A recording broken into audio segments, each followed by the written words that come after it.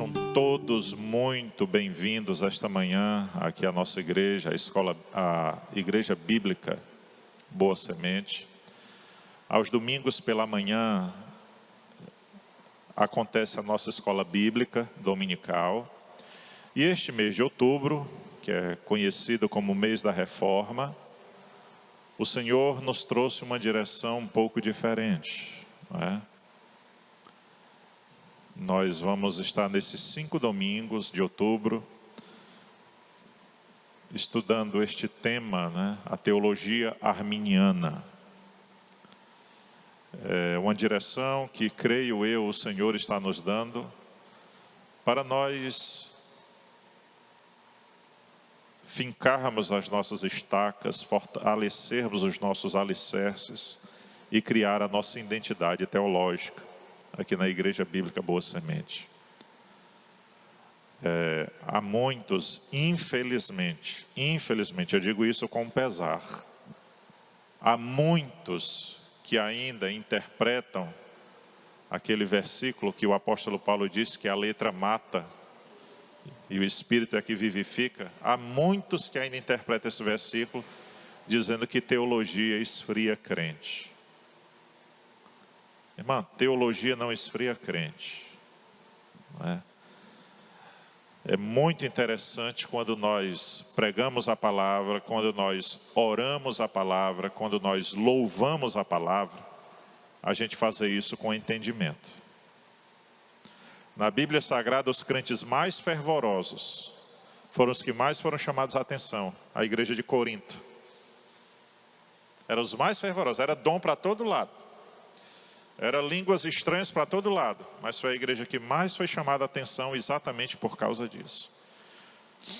Então, a minha ideia como pastor é que nós aprendamos um pouco mais da teologia, para que a gente possa caminhar bem, não ser levado por qualquer vento de doutrina, não enveredar por qualquer caminho, mas agir com entendimento. Amém? Então nós estaremos nesses 5 domingos de outubro, trabalhando exatamente este tema. Então eu quero passar aqui para o diácono Alisson, professor da nossa escola bíblica, para ele falar mais alguma coisa e apresentar o nosso preletor desta manhã. Diácono Alisson. Meus irmãos, a paz do Senhor, bom dia, amém? Quem está feliz com Jesus, diga glória a Deus. Que bênção, né, irmãos? Estava ali olhando para a igreja e emocionado, de verdade, pelo que Deus tem feito e pelo que Ele vai fazer. Meus irmãos, todos receberam a apostila? Todos. Tem alguém que está sem a apostila? Se tiver, levanta a mão que os diáconos vão entregar para você. Se todos receberam, essa apostila eu peço que, por favor, depois vocês coloquem o nome de vocês. Por quê?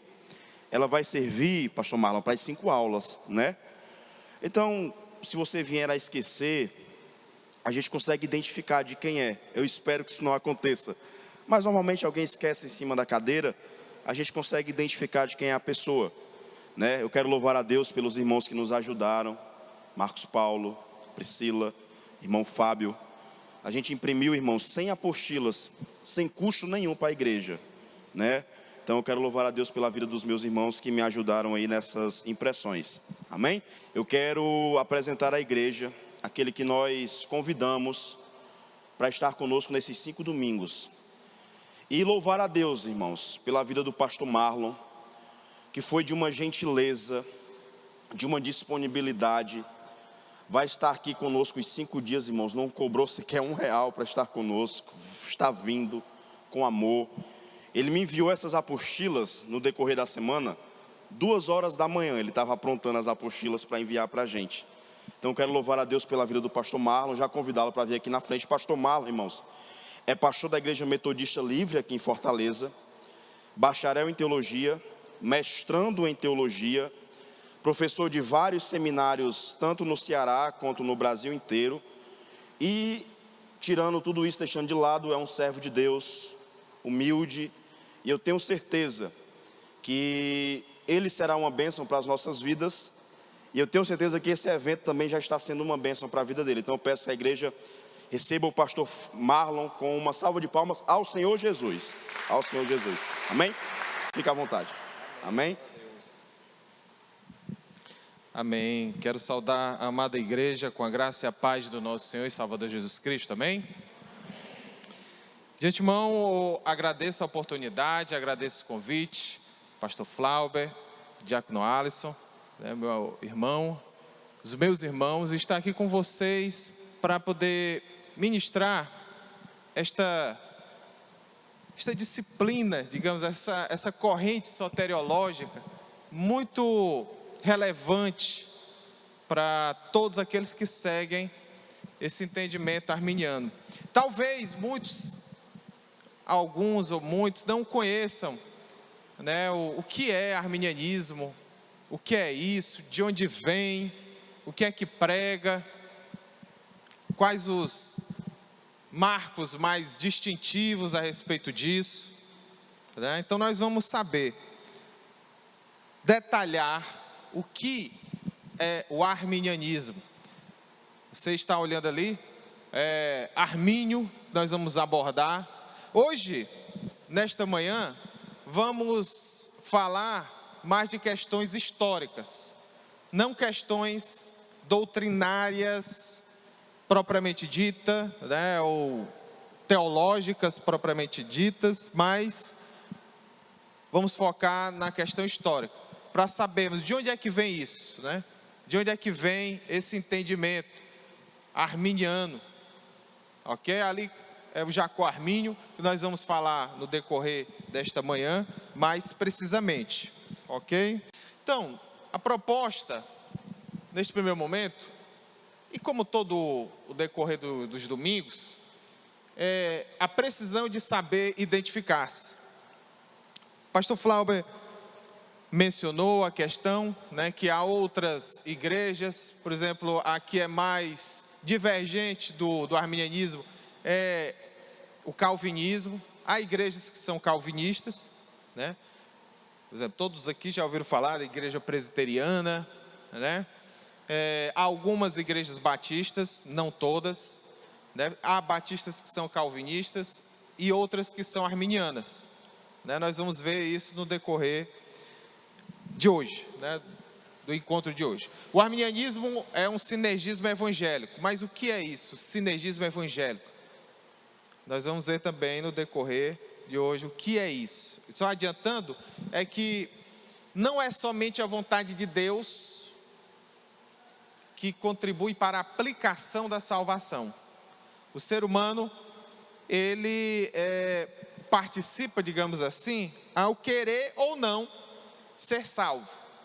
Diferentemente do entendimento, por exemplo, calvinista, que é só Deus que decide se você é salvo ou não. Há pessoas que ele quer salvar e outras não, já que a decisão é só dele, né? Então, isso aí é o entendimento chamado monergismo.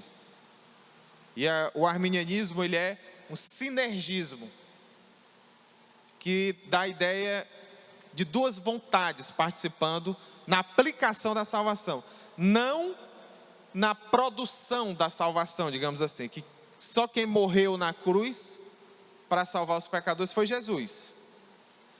Mas no sentido da questão da aplicação, então é preciso que a vontade do ser humano, capacitada pela graça de Deus, que é chamada de graça preveniente, habilita a pessoa a poder se decidir por Cristo ou não. Porque sem a graça todo mundo está morto nos seus delitos e pecados e não consegue se chegar a Cristo.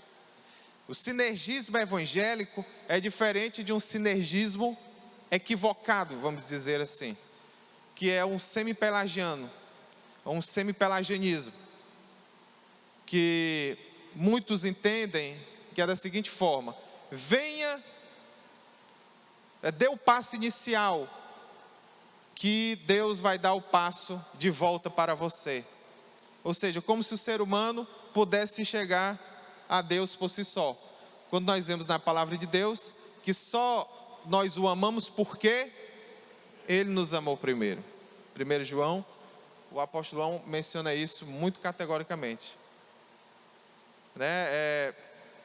nós vemos Jesus falando que nós só podemos ir a Ele porque Ele, da cruz, Ele atraiu todos para Ele, quando Ele fala em João 12:32, e muitos outros, João capítulo 1, versículo 9, que Ele é a luz que ilumina a todo ser humano que vem ao mundo. Então nós só podemos crer em Cristo por causa da graça dele. Então isso é um dos pilares do pensamento arminiano. Outro ponto é que nós vamos ver a história do arminianismo no decorrer da história da igreja. Nós vamos situar onde foi que nasceu esse entendimento. E o pensamento teológico doutrinário arminiano que nós vamos ver no decorrer dos nossos encontros aqui nos domingos, de outubro. Ok? Então, só avançando aqui. Você pode ver aí na sua apostila que tem a reforma protestante e o sinergismo. Todos nós somos protestantes. No Brasil é mais comum falar evangélico. Evangélico é sinônimo. Você pode dizer que é protestante ou pode dizer que é evangélico. Todo mundo vai entender. Na verdade, vai entender mais evangélico do que protestante. Por exemplo, diferente dos Estados Unidos, onde ser evangélico necessariamente não quer dizer protestante. Ok? A maioria das nossas igrejas aqui no Brasil são evangélicas. Diferente dos Estados Unidos, que há muitos evangélicos, há sacramentalistas e há igrejas com entendimento mais progressista no tocante a essas questões teológicas, doutrinárias, mais liberais. O evangélico, ele enfatiza o novo nascimento, que a pessoa precisa crer em Cristo e ser regenerado, nascido de novo. Há um momento em que ela sabe em que ela nasceu de novo. O sacramentalista é aquele que enfatiza muito o batismo, a ceia, as questões da liturgia da igreja. Por exemplo, a Igreja Católica Romana, a Igreja Católica Ortodoxa. Eles não enfatizam muito o novo nascimento, mas aquele momento em que a pessoa crê e é salva, é nascida de novo. Como nós, evangélicos, cremos. Mas há protestantes que também não enfatizam muito isso. Como muitos anglicanos, muitos luteranos, não enfatizam essa questão. São mais sacramentalistas. É preciso da liturgia da igreja fazer com que a pessoa seja capacitada por Deus e assim seja agraciada e tendo a graça de Deus sendo desenvolvida mais na vida dele. Mais por questões da liturgia da igreja, dos sacramentos. Como aqui no Brasil, principalmente aqui no Nordeste, não tem muitos anglicanos nem luteranos, nós não sabemos muito diferenciá-los. E quando encontramos, pensamos que eles são católicos romanos, por causa dessa forte ênfase sacramentalista. Então é só para nós entendermos, né, essa questão. Ok? E o sinergismo evangélico,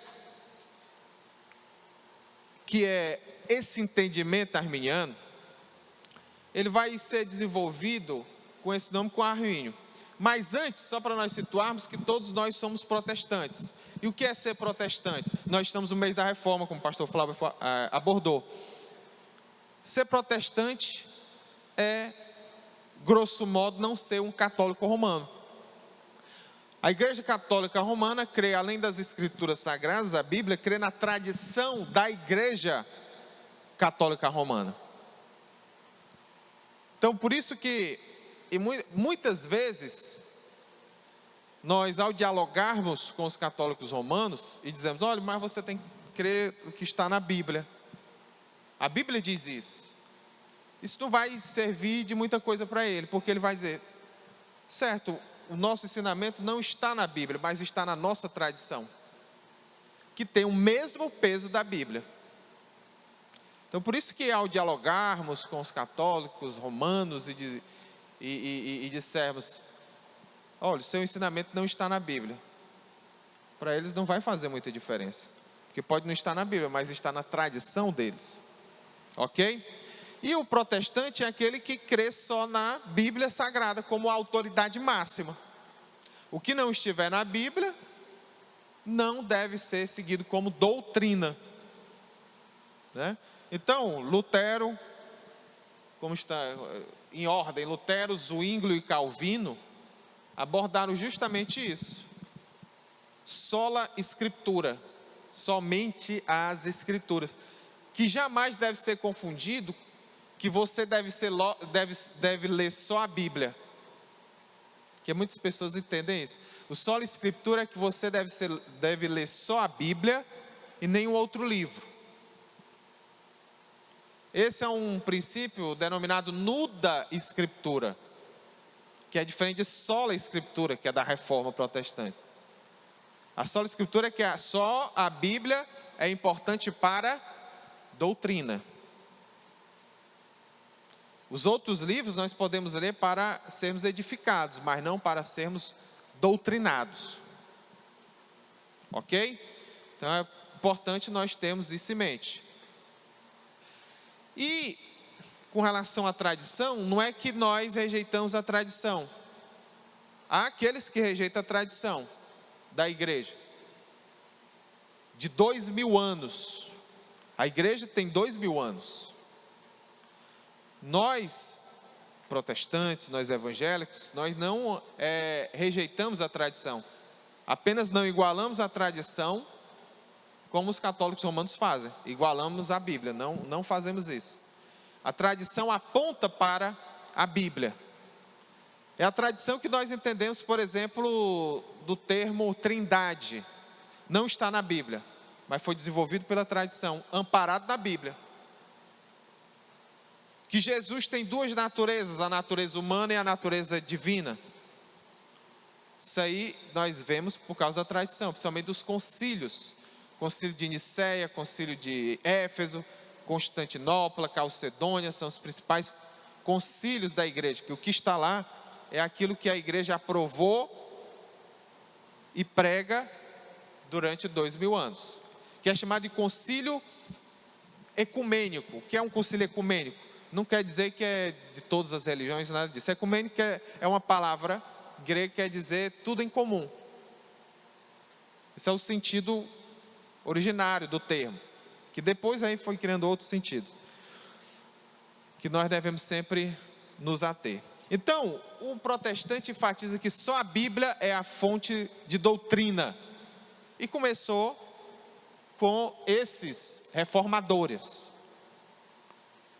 Lutero, Zwinglio e Calvino. Só que esses reformadores, como você pode constatar aqui na apostila, esses principais reformadores eram monergistas.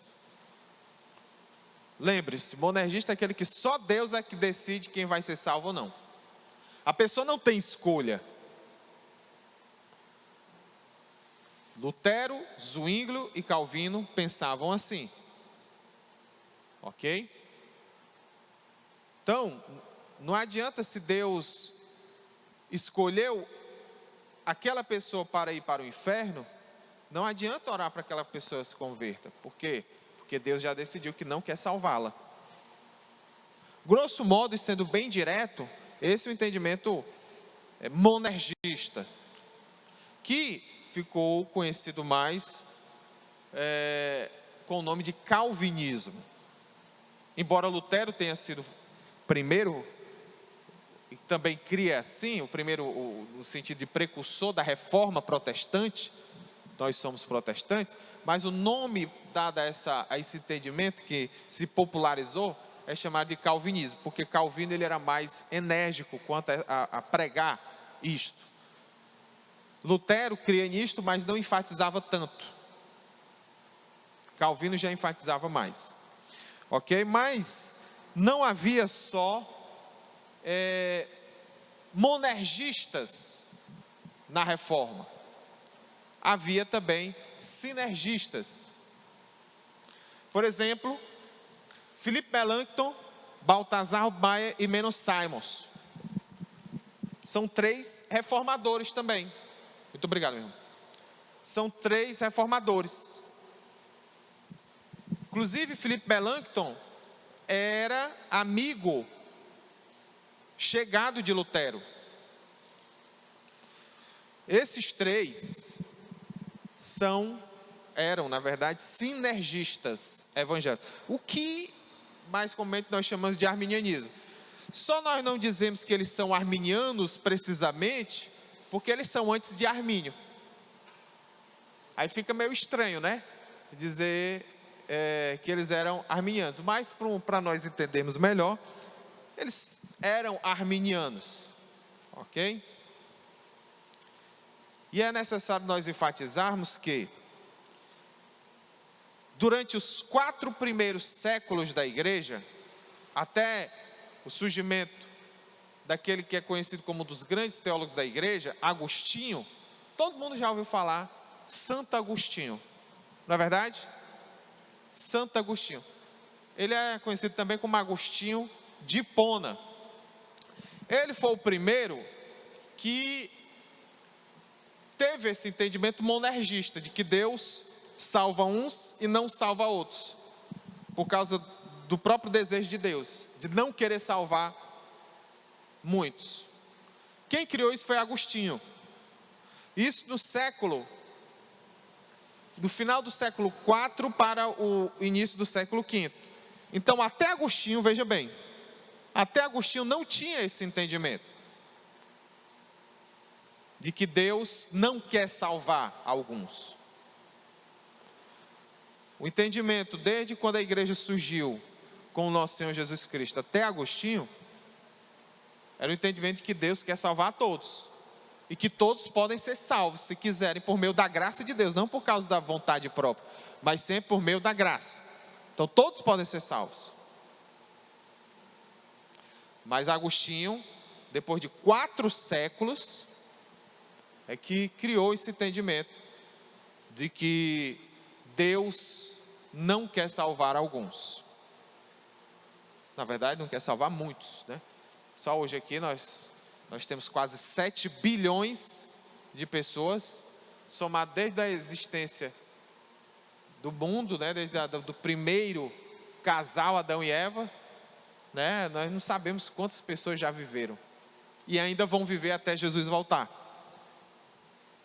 Mas nesses 7 bilhões de pessoas,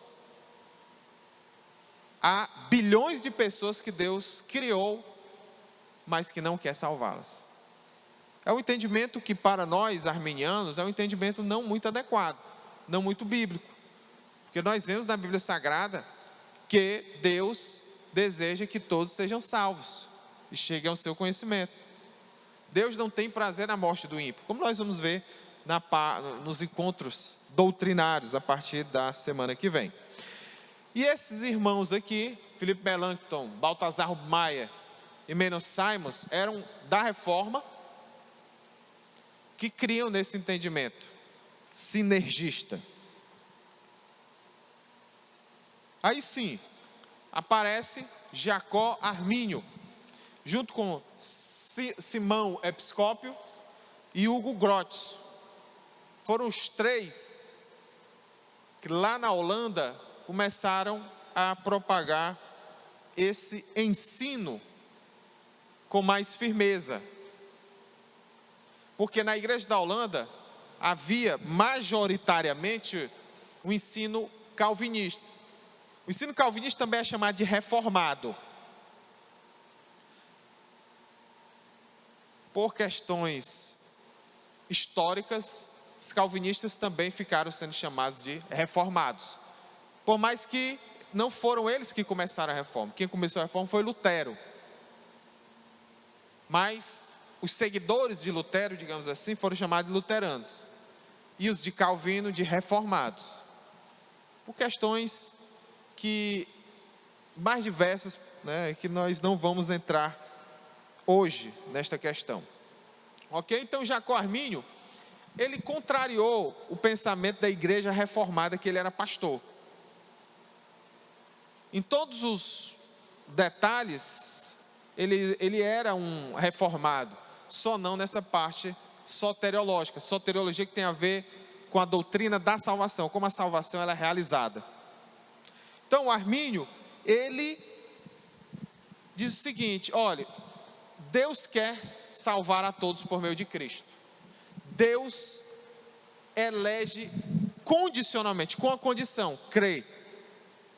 E a graça ela pode ser resistida. Nós vamos ver isso mais detalhadamente. Seguiram ele nesse entendimento. Saiu aqui? Tá aí, né? Seguiram nesse entendimento Simão Episcópio e Hugo Grotius e outros mais. Só que houve um sínodo, chamado de Sínodo de Dort, na Holanda, que foi para julgar esse ensinamento, né, que ficou conhecido como arminiano, que nós entendemos ser um ensinamento bíblico, de que Deus quer salvar todos. Só que o arminianismo foi condenado nesse sínodo de Dort. E muitos calvinistas dizem: olha, você crê no sínodo, ou você crê num pensamento que foi condenado pelo sínodo de Dort. Só que o sínodo de Dort só vale para os calvinistas, porque só quem participou desse sínodo foram calvinistas. Então, logicamente que o ensinamento arminiano ia ser condenado por um sínodo que só tinha calvinistas, né? Porque os arminianos não puderam se defender, eles estavam lá só para serem condenados, ok? Então daí houve a divisão. É como se, grosso modo, tem um partido A e o partido B. Então o partido B vai chamar o partido A para se explicar, mas já está tudo arranjado para que os adeptos do partido A fossem condenados. Então não é um sínodo, não foi um sínodo, digamos assim, muito apropriado. E um sínodo é diferente de concílio. Concílio, ele é geral. Por exemplo, como eu disse agora há pouco, concílio de Nicéia, concílio de Éfeso. Sínodo é mais local. Ok? Então, avançando aqui, nós vamos avançando no tempo com John Wesley, Charles Wesley e John Fletcher. John Wesley, todo mundo conhece, é um grande avivalista, né? Fundou o metodismo. O John Wesley é conhecido como um dos grandes personagens da história da igreja. Acredito que muitos já leram o livro Heróis da Fé. Se não leram, já ouviram falar do livro Heróis da Fé, né? E o Wesley aparece lá como um dos grandes heróis da fé, né? E Charles Wesley é o seu irmão, ok? Vocês veem todos eles com cabelos grandes, era muito comum na época, né? E John Fletcher, que foram grandes nomes do metodismo. E o metodismo é de onde surgiram as igrejas pentecostais. E as igrejas que têm uma proximidade com o pentecostalismo. E John Wesley foi um grande defensor desse entendimento chamado arminiano. Na verdade, ele é mais conhecido do que o próprio Armínio. Muitos conhecem John Wesley, mas não conhecem Armínio. Armínio é mais restrito, digamos assim, para aqueles que estão mais envolvidos com a teologia. Wesley, além daqueles que estão envolvidos com a teologia, outros, os demais irmãos, conhecem Wesley porque ele era avivalista. Ele pregava o evangelho em praças públicas, com o seu cavalo, evangelizando, né? Então ele ficou mais conhecido por causa disso. Charles Wesley, ele é conhecido, infelizmente, não muito aqui no Brasil, mas nos países de fala inglesa, como os Estados Unidos, Inglaterra e outros, por causa dos seus cânticos, seus hinos, muito conhecidos lá. Aqui no Brasil não tanto. Por exemplo, infelizmente, na harpa cristã, não tem um hino de Charles Wesley. embora que no cantor cristão e até no inário presbiteriano tenha os hinos de Charles Wesley, mas ironicamente na harpa cristã, que é o inário mais conhecido no Brasil, porque Assembleia de Deus e todas as igrejas que vieram da Assembleia de Deus conhecem os hinos da harpa cristã, mas não tem nenhum sequer, né? Seria bom se tivesse. Tem vários hinos muito interessantes, se você quiser conhecê-los, tem no YouTube, 1000 línguas eu quisera ter e outros mais. Só colocar Charles Wesley. E o John Fletcher, que foi um grande homem de Deus, dentro do metodismo, né, e sempre foi grandemente usado por Deus. Seguindo adiante,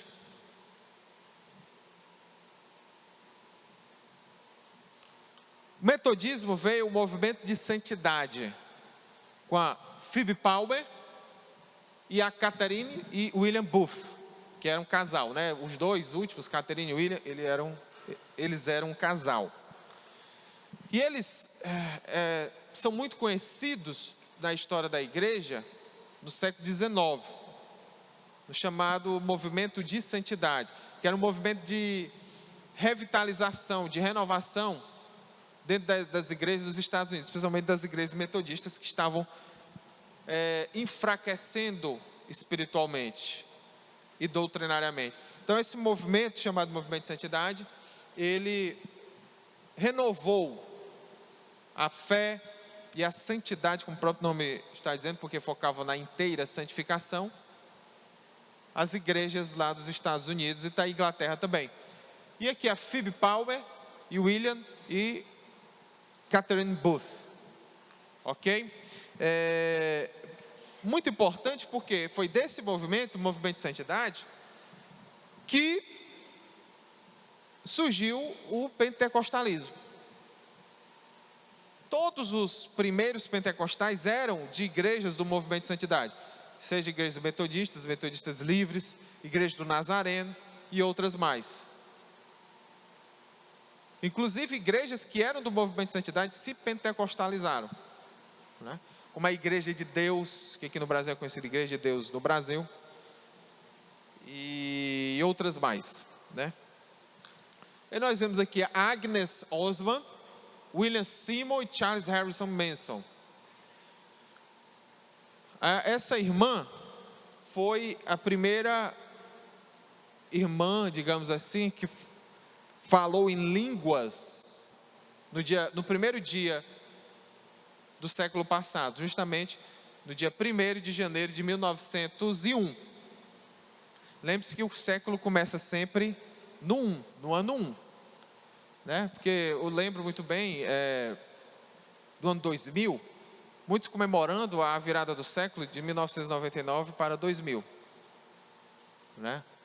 Aí eu achava meio estranho, porque o começo do século é 2001, né? Então foi de 2000 para 2001. Então, essa irmã, justamente no culto da virada, ela foi a primeira que falou em línguas com entendimento pentecostal, de ser batizado no Espírito Santo com evidência em línguas. Eles estavam buscando e aconteceu esse entendimento. Então ela é considerada como a precursora prática, né, do movimento pentecostal. E o William Seymour, que é o do meio, como o primeiro grande nome de referência da igreja, do pentecostalismo, né, das igrejas pentecostais. Conhecido movimento da Rua Azusa, né? Ele foi o líder máximo. E o outro é o Charles Harrison Mason, que ele é o fundador da Igreja de Deus em Cristo, que era uma igreja de santidade, movimento de santidade, que se tornou pentecostal. Ele é o líder, é o fundador da maior igreja pentecostal dos Estados Unidos, que é a Igreja de Deus em Cristo, Church of God in Christ. Pronto, muito boa pergunta para nós esclarecermos aqui para os irmãos, que o pastor Flávio levantou.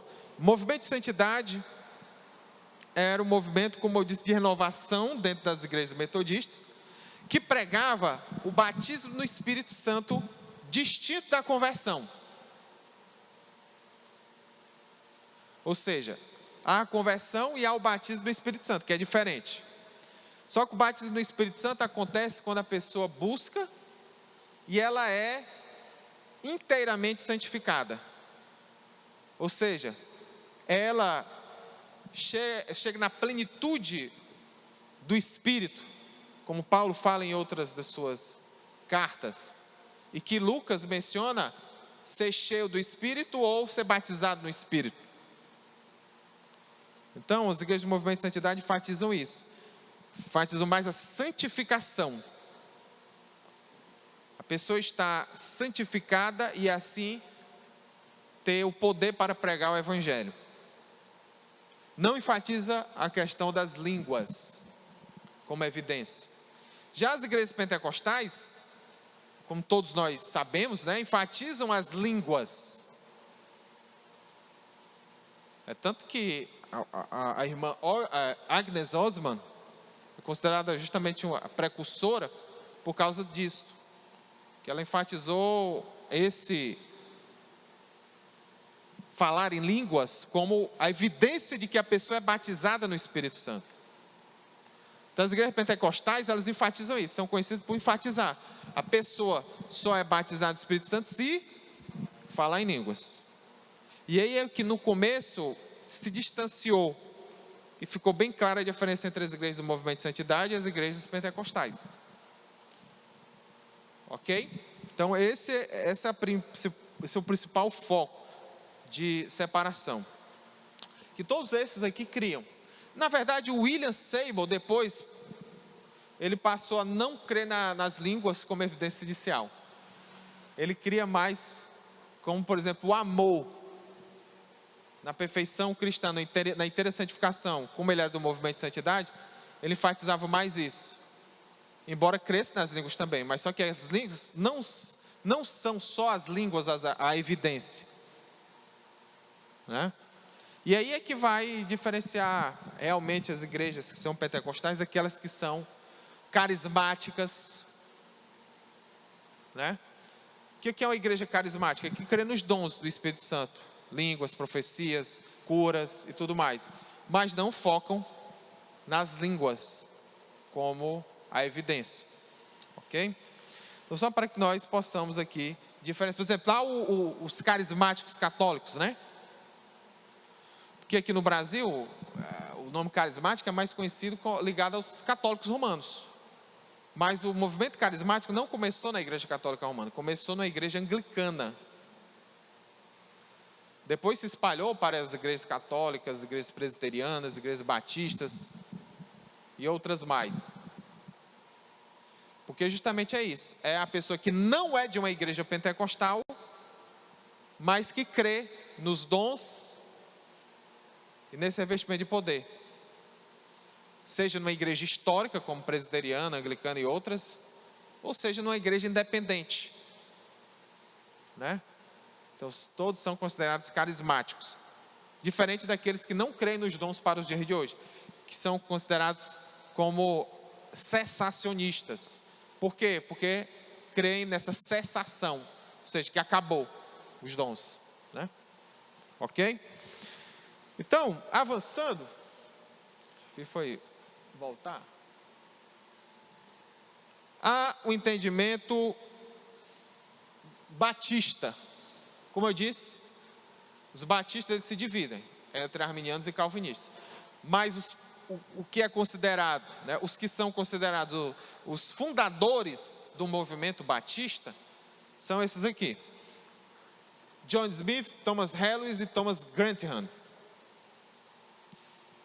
Que a primeira confissão de fé batista, de 1611, é uma confissão de fé arminiana. Foi criada pelo do meio ali, Thomas Harris. Claro, eu não sei quem já foi batista, aqui batista tradicional, mas muitos batistas tradicionais, mais, digamos assim, fervorosos, eles vão dizer que a igreja batista começa com João Batista. Assim como os pentecostais mais fervorosos vão dizer que a igreja pentecostal, as igrejas pentecostais começaram no Pentecostes. Os nazarenos, que é da igreja do Nazareno, que é a igreja do movimento de santidade, aí eles brincam, né? Só eles não pregam isso, mesmo os fervorosos não vão pregar isso. Mas eles brincam. Já que os batistas começam com João Batista, os pentecostais no Pentecostes, nós começamos com Jesus. Que nós somos nazarenos. Então, mas tirando os batistas mais fervorosos, que creem que a igreja batista começou com João Batista, a igreja batista surge com esses três aqui, né? John Smith, Thomas Harris e Thomas Grantham. Depois, com o envolvimento com os puritanos, que eram de maioria calvinistas, muitos batistas se tornaram calvinistas. E muitos batistas no decorrer da história da igreja eram calvinistas. Por exemplo, quem já ouviu falar de Charles Spurgeon?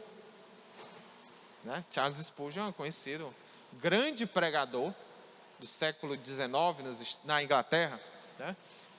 Então, Charles Spurgeon, ele era calvinista e batista. Né? No começo, embora ele tenha se convertido numa igreja metodista, né? A igreja metodista é uma igreja arminiana, como nós vimos John Wesley. Só que ele foi para a igreja batista e no começo ele era um calvinista muito fervoroso. No final é que ele abrandou mais. Não que ele tenha deixado de ser calvinista, mas ele não era tão fervorosamente um defensor do calvinismo. Mas ele morreu um calvinista. Outro pregador muito famoso, por exemplo, nos dias de hoje, John Piper. Todos conhecem quem é John Piper, né? Já ouviu falar? John Piper é um batista, também é calvinista. Mas também houve outros batistas arminianos, muito como, por exemplo, talvez o batista mais conhecido seja Billy Graham. Né? Todo mundo, aí sim, já ouviu falar com certeza, Billy Graham. Morreu, está com uns 2 anos, 2018. Faltando meses para completar 100 anos, ele morreu. Né? Então viveu muito. Né? O grande homem de Deus, servo de Deus, Billy Graham. Ele era um batista arminiano. Né? Então, no meio batista há essa divergência entre arminianos e calvinistas. Então você vai ver algumas igrejas que têm esse pensamento, outras que têm um pensamento mais arminiano. Né? Então nós vimos aqui, justamente, demos um passeio breve, não detalhado, sobre o entendimento arminiano no decorrer da história da igreja. Para que todos possam se situar no tempo e situar a tradição da qual todos estão inseridos. Né? Então, como a Igreja Bíblica Boa Semente veio de dentro, assim, tem as suas ligações com a Assembleia de Deus, né? Pentecostal. Então, está tudo aqui delineado, somente como nós vimos.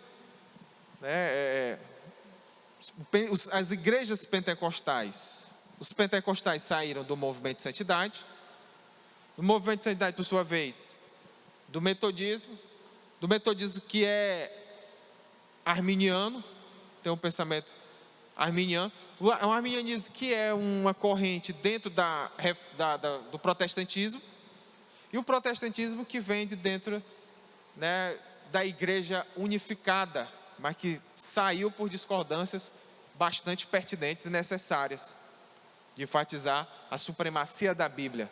E a tradição é importante, mas está sujeita à Bíblia, e não de pé de igualdade com a Bíblia, como os católicos romanos assim entendem. Então, para chegarmos à conclusão, e vocês podem fazer perguntas, quem tiver perguntas, para esclarecimento, estou aberto, né? é uma questão bem mais específica. Grosso modo, seria reformas. Mas, para simplificarmos, né, e que ficou conhecido, chama-se reforma protestante. Mas o certo seria reformas. Por exemplo, em 2017, teve uns conhecidos meus que foram para a Suíça. 2017, que foi comemorado os 500 anos da reforma. Só, como é que está a comemoração da reforma aqui, na Suíça? Aí eu disse, não, aqui nós não vamos comemorar, porque em 1517, foi a reforma luterana, foi Lutero. Aqui, só anos depois, que veio com aqueles dois primeiros, Zwinglio e depois Calvino. Então, por isso que há essas questões das reformas. A reforma na Alemanha com Lutero, a reforma e mesmo na Suíça teve duas reformas, uma em Genebra com Calvino e outra em Zurique com Zwinglio. Houve a reforma na Holanda, houve a reforma na Hungria, até na França teve. Mas num âmbito geral, aí chama-se reforma protestante. Mas só para que nós entendamos, e vamos desenvolver nos outros domingos seguintes, o arminianismo é aquilo que a igreja sempre creu nos 4 primeiros séculos. E vem crendo majoritariamente até os dias de hoje. O entendimento contrário, digamos assim, mais contrário ao arminianismo, que é o calvinismo, ele sempre teve seus adeptos, mas não foram a maioria. E nós vamos ver também no decorrer outro entendimento, como até já trouxe à tona no começo, o entendimento semi-pelagiano, que muitos confundem com arminiano, mas que não tem semelhanças significativas. E tem o entendimento pelagiano, que nós vamos ver o que é isso. Ok? Por exemplo, estou dando um entendimento bem prático quanto ao entendimento semi-pelagiano e pelagiano, que é, grosso modo, o entendimento semi-pelagiano, ele é muito, assim, popular para aqueles que não, entre aqueles que não conhecem muito da doutrina. Quando a pessoa ela é doutrinada, ela conhece os alicerces da fé cristã, ela sabe diferenciar.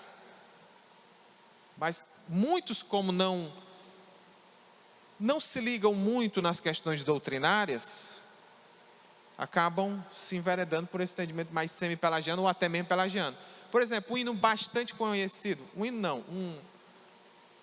uma música bastante conhecida, é que diz o seguinte: eu vou pagar o preço para entrar no céu. Aí tem esse refrão, né? Não sei se os irmãos conhecem. Eu vou pagar o preço, eu vou pagar. De uma cantora bem conhecida. Esse entendimento é um entendimento semi-pelagiano para pelagiano. Fica entre os dois. E que o semi-pelagianismo e o pelagianismo é considerado... O semi-pelagianismo é uma doutrina equivocada. O pelagianismo já é uma heresia. Né? Pronto, muito bem. Pelágio, para nós podermos esclarecer para os irmãos, foi o que Agostinho teve o debate. Pelágio dizia que o ser humano, ele mesmo se salva. Jesus só nos mostrou o exemplo de como nós devemos nos salvar, através das nossas obras, dos nossos esforços. E Agostinho, muitos contestam isso, que se Pelágio cria nisso, não, porque nós não temos mais os escritos de Pelágio, só temos os escritos de Agostinho, contrariando Pelágio.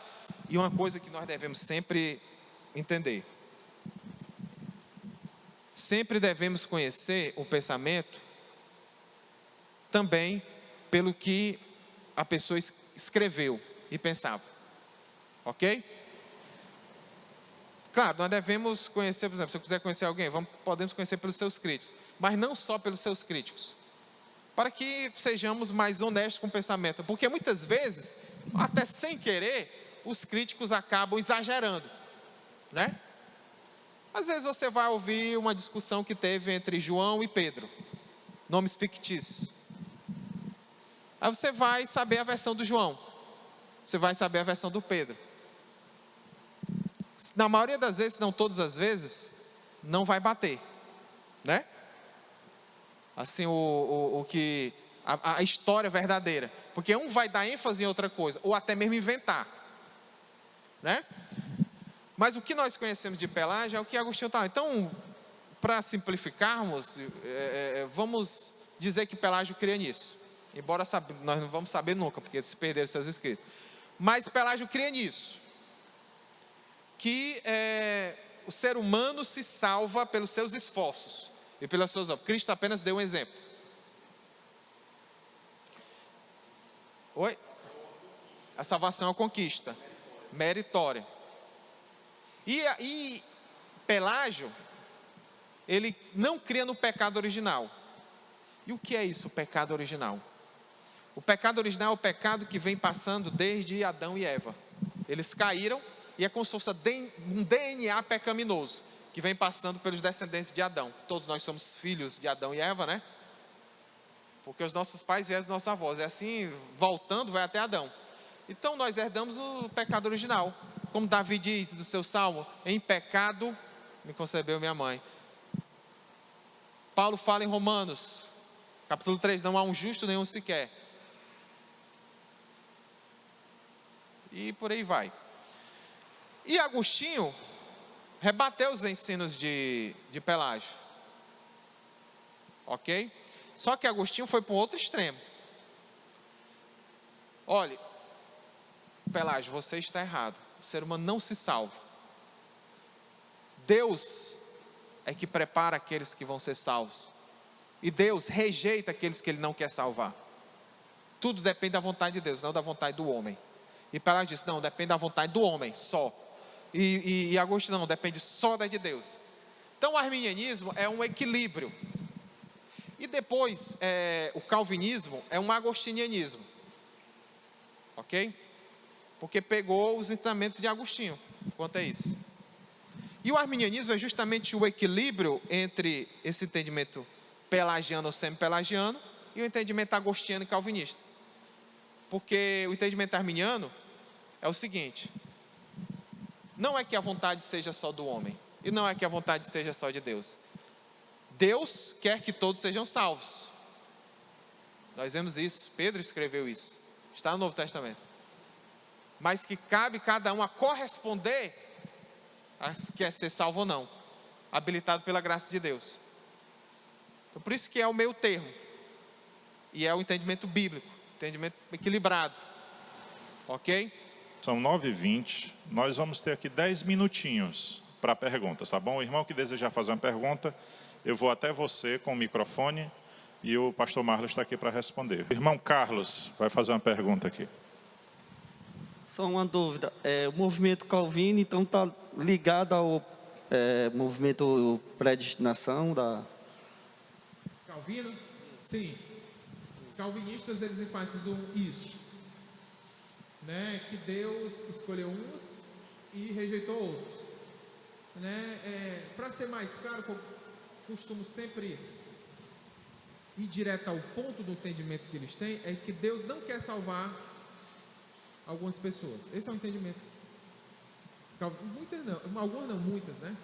Deus não quer salvar muitas pessoas, Ele só quer salvar alguns, e só depende de Deus a salvação, né? No seguinte termo: Deus, sem nenhuma condição, escolhe uns, e também sem nenhuma condição lança outros para a condenação.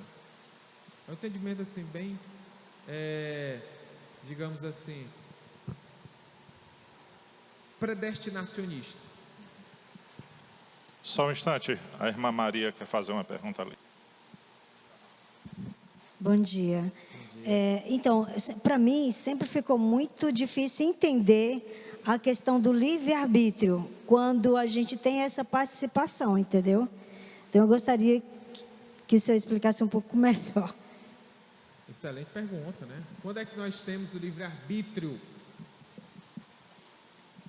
A palavra de Deus diz, em João capítulo 1, versículo 9, que Jesus veio para iluminar, ele que é a luz, né? Como João fala, que ilumina todo ser humano que vem ao mundo. João 12, 32 diz que ele diz: quando eu for levantado da terra, trarei todos a mim. Aí nós vemos na palavra de Deus que Jesus é a propiciação não só pelos nossos pecados, mas pelos de todo mundo. Então nós vemos a questão do nome mais precisamente correto, como nós vamos ver nos domingos seguintes, não é livre-arbítrio. Livre-arbítrio é como se fosse um apelido. Não é um nome exato que o arminianismo advoga. É um arbítrio liberto. Por quê? Quem teve o livre-arbítrio foi Adão e Eva. E eles caíram. E a inclinação é para o pecado. Todos nós temos inclinação para o pecado. Nós não somos pelagianos, que nós nascemos neutros. Entretanto, a graça de Deus, a graça preveniente quer dizer que vem antes, faz com que a pessoa seja inclinada às coisas de Deus. Por isso que nós só amamos a Deus porque Deus nos amou primeiro e veio com a sua graça. Então a graça, ela liberta esse arbítrio. O que é arbítrio? Decisão. Liberta essa decisão que está presa, porque foi presa com a queda de Adão e Eva. Então todos nascem com esse arbítrio preso, mas a graça, como vem a todos, porque Deus amou o mundo de tal maneira que deu seu Filho para todos, João 3,16, então todos podem crer. Deus é o Salvador de todos os homens, principalmente dos que creem. Então, todos nós podemos crer por causa da graça de Jesus Cristo. João capítulo 5, versículo 40, João diz: contudo vocês não querem vir a mim, para terem vida eterna. É porque eles não vieram a Jesus, porque não quiseram. No último capítulo de Apocalipse, nós vemos que Jesus dizendo: o Espírito e a noiva dizem: vem, vem. E em seguinte ele diz: e quem quiser. Então a decisão da pessoa: e quem quiser, vem a mim. E não está escrito quem eu quiser, vem a mim. Está escrito que quem quiser, qualquer um. Nós não cremos que Jesus quis dizer uma coisa, mas pensava outra, né? Então ele disse isso bem, porque todo mundo pode vir a ele, se quiser. Então essa é a melhor, que no tempo popular é um livre-arbítrio. É dado pela graça de Deus, graça preveniente. Sempre nós temos que enfatizar a graça de Deus. E essa etapa da graça que é chamada de graça preveniente, que vem antes. Porque sem a graça, ninguém pode crer. Exato. Exatamente. Capacidade, porque o fato de ter a graça não quer dizer que seja irresistível. Porque nós vamos ver no tópico sobre a graça irresistível que muitos resistiram a Deus. O próprio Estevão fala sobre os fariseus, sobre aqueles que estavam ali apedrejando: vós resistis ao Espírito Santo. E nós vamos ver mais detalhes sobre Pronto. Era isso que eu queria falar. Hoje, a aula de hoje do pastor Marlon foi uma introdução no que tange aos fatores históricos. Como surgiu o arminianismo. Aí para os irmãos não ficarem tipo assim: mas o pastor não falou de livre-arbítrio, o pastor não falou disso e tal. É porque é um conteúdo que será construído. Hoje foi a introdução, nós conhecemos a história. De onde veio, qual foi o seu nascedouro, os principais expoentes, né? Eu acredito que muitos de vocês tomaram susto com alguns nomes. Eu acho que alguns aqui nunca tinham ouvido falar em Philippe Melanchthon, né? Muitos. A gente sempre principalmente com o advento das redes sociais, a gente só bate lá Calvino e Armínio e Lutero. A gente fica circulando entre esses 3 nomes, né? Mas a gente quando vai estudar a fundo a história da igreja, irmãos, aparece tanta gente aí, né? Um grupo muito forte que, claro que não vai cair aqui, porque o fator histórico já foi exposto, mas é só para os irmãos entenderem a questão de história da igreja. Tem um grupo muito forte também, os anabatistas, não é isso, pastor? Muito forte. E por aí vai. Então, para os irmãos não saírem aqui, não falou nada sobre isso, sobre aquilo, é porque virão nas próximas aulas, principalmente nas questões doutrinárias. Mas o irmão Emerson quer fazer uma pergunta. Você falou a respeito da igreja pentecostal, na verdade, que veio da igreja... Metodista. Não, a outra. Isso, movimento de santidade. E que a diferença delas era justamente a questão do falar em línguas como evidência do batismo no Espírito Santo, de receber o Espírito Santo. Só que Paulo vai dizer, se não me engano, aos Coríntios, que quando fosse falar em línguas, falassem 2 ou 3, que só falasse se tivesse interpretação. Então, como é que a igreja pentecostal interpreta esse texto? Como se Paulo estivesse limitando ali a evidência do Espírito Santo na igreja. Não faz muito sentido. Por que Paulo diria isso se o batismo no Espírito Santo fosse evidenciado por falar em línguas? Pronto, muito boa sua pergunta, que serve para esclarecimento dos demais irmãos. Os pentecostais, eles creem que há uma diferença entre o sinal, que é a evidência, e o dom de línguas, né? O que ocorre quando a pessoa é batizada no Espírito Santo é o sinal, que é obrigatório para todos, isso no entendimento pentecostal. Que o sinal é a língua, né? Falar em línguas. Esse é o sinal que você é batizado no Espírito Santo. O dom é a pessoa que vai ter até o resto da vida. A pessoa pode falar só uma vez, só para ser batizada mesmo no Espírito Santo, que é o sinal, que evidencia que ela foi batizada no Espírito Santo. E depois pode nunca mais falar. Está entendendo? Porque o depois é o dom. Ok? É o dom. Isso no entendimento, sempre frisando, pentecostal. Agora, o sinal, a evidência, ela necessariamente tem que falar em línguas. Isso, o que muitas igrejas pentecostais creem. Assembleia de Deus, Igreja de Deus, né? E outras mais. Ok? E então Paulo nunca mencionou nessa necessidade, né, de falar em línguas. Então, por isso que é mais restrito isto às igrejas pentecostais. Nem as carismáticas enfatizam muito isso. Enfatizam os dons, que são para os dias de hoje, mas não nas línguas como evidência. Então é isso que vai diferenciar o pentecostal dos outros não pentecostais. Ok, mais alguma pergunta, irmãos, para a gente encerrar? Edilberto quer fazer uma pergunta? Irmã Edilberto? Deixa eu levar logo. Pronto, irmã Edilberto. Aí depois nós vamos encerrar com o irmão Anderson, que vai também fazer uma pergunta. Pai do Senhor, amada igreja. Pastor Marlon, eu já fiz essa pergunta a um calvinista e a resposta dele ficou meio duvidosa para mim. À luz do calvinismo, a salvação pode ser perdida? Não. É a doutrina comumente conhecida de uma vez salvo, sempre salvo. Se Deus salvou, você não perde mais a salvação. Perseverança dos santos. O diácono Anderson vai fazer aqui a pergunta.